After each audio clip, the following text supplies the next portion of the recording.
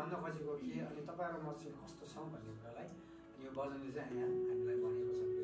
हर समय म परमप्रभुको प्रशंसा गर्नेछु, उहाँको प्रशंसा निरन्तर मेरो मुखमा हुनेछ। मेरो प्राणले परमप्रभुमा गर्व गर्नेछ।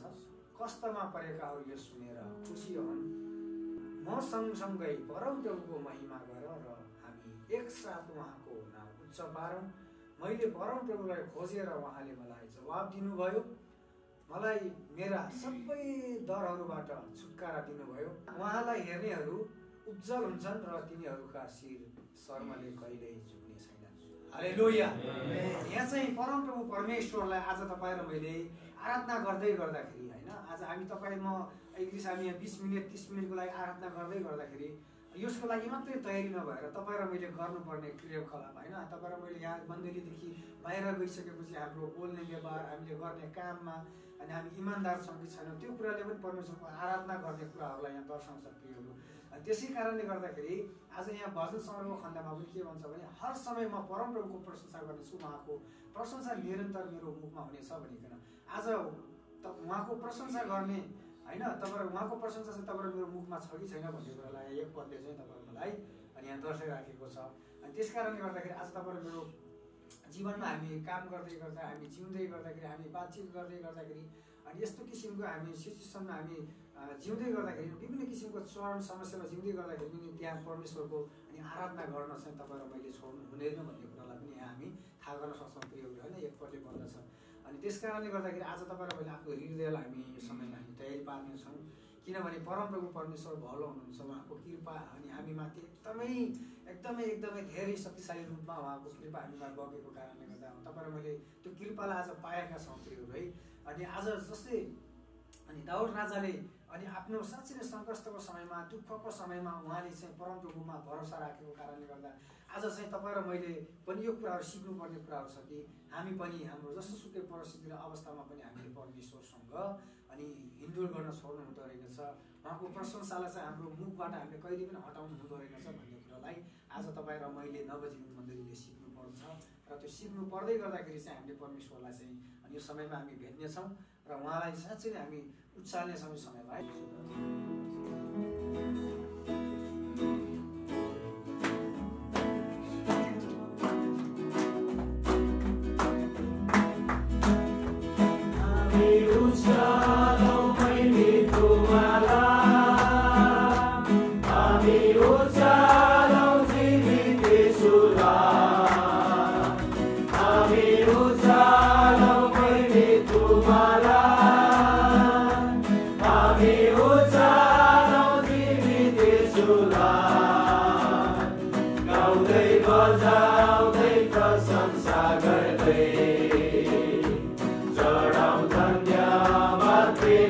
Prabhu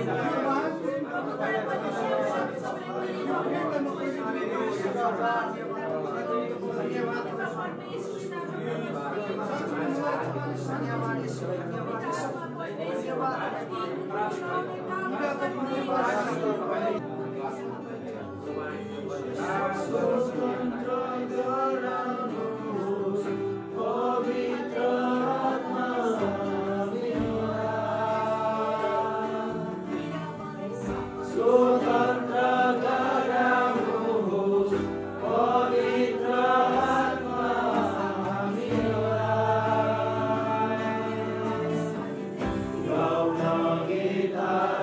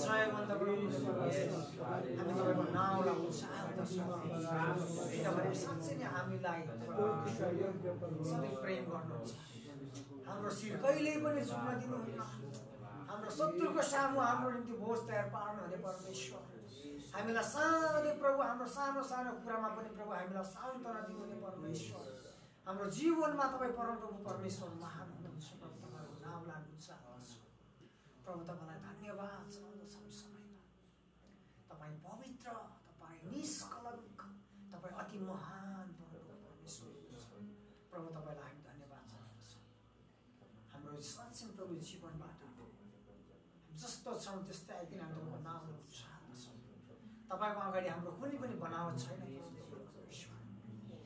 तपाईँ प्रभुलाई हामी धन्यवाद दिन्छौँ तपाईँले स्वतन्त्रता बनाउनुहोस् हामीलाई जयवन्त बनाउनुहोस् फलवन्त बनाउनुहोस् ताकि प्रभु यो फलबाट तपाईँको नाम हामी उचाल्न सकौँ तपाईँ पवित्र परमेश्वरलाई धन्यवाद हालेलुया प्रभु धन्यवाद यो समयमा हामी परमप्रभु परमेश्वरलाई हाम्रो जीवनमा नि हामीले एकदमै परमप्रभु परमेश्वरलाई दुखी तुलाइरहेछौँ हाम्रो कामले हाम्रो बोलाचालीले कतिचोटि चाहिँ उहाँको आज्ञाको कुराहरूलाई हामीले नत्य मानेर अनि परमप्रभु परमेश्वरबाट हामी तपाईँहरूमा टाढा दिइराखेका हुन्छौँ आज परमप्रभु परमेश्वरले नि तपाईँहरू मेरो जीवनलाई फलवन्त बनाउन चाहनुहुन्छ प्रियहरू त्यो फलवन्त परमप्रभु परमेश्वरले बनाउन चाहनुहुन्छ जहाँ चाहिँ नि कुनै पनि कुराहरू मिसाउट नभएको हो आज तपाईँ र मलाई उहाँले निर्माण गर्न चाहनुहुन्छ तपाईँ र मेरो जीवन चाहिँ यतिको यो साँच्चै नै यतिको उसले चाहिँ हामी चल्दैन प्रियहरू तपाईँ र मेरो जीवनलाई नै उहाँले बनाउन चाहनुहुन्छ साँच्चै नै परमप्रभु परमेश्वर चाहिँ महान हुनुहुन्छ आज तपाईँ र मेरो जीवनबाट उहाँले आफ्नो उद्देश्यलाई पुरा गर्दै गर्दाखेरि तपाईँ र मैले उहाँको फलवन्त कुराहरूलाई खोज्नु उहाँको इच्छालाई खोज्नु तपाईँ र मेरो जीवनमा उहाँले कुन फल फलाउन चाहनुहुन्छ आज त्यो कुरालाई खोज्नु चाहिँ तपाईँहरू निम्ति महत्त्व छ प्रभु तपाईँलाई धन्यवाद दिन्छु किनकि तपाईँ जस्तो कोही छैन तपाईँ मात्र हाम्रो परमेश्वर हुनुहुन्छ जसले आज हाम्रो निम्ति निर्दोष रगत बगाउनु भयो जसले आज हाम्रो निम्ति हाम्रो स्वतन्त्रताको निम्ति आफैले आफैलाई प्रभु अनि चुपचाप भइकन तपाईँ प्रभुले प्राण त्याग गर्नुभयो तपाईँको प्रेम अति महान छ तपाईँलाई धन्यवाद जनाउँछु परमप्रभु परमेश्वरलाई धन्यवाद धन्यवाद दिन्छु परमेश्वर धन्यवाद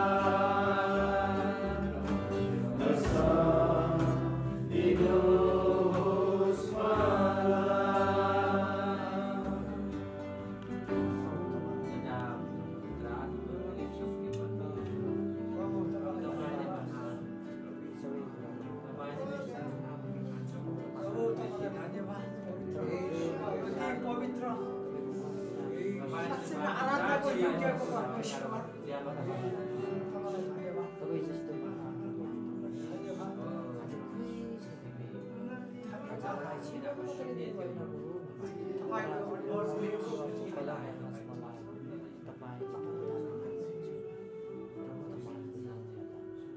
मान्छेको निगाला चाहिँ भएको जीवनलाई फलवन्त बनाउनु तपाईँलाई धन्यवाद धन्यवाद छ।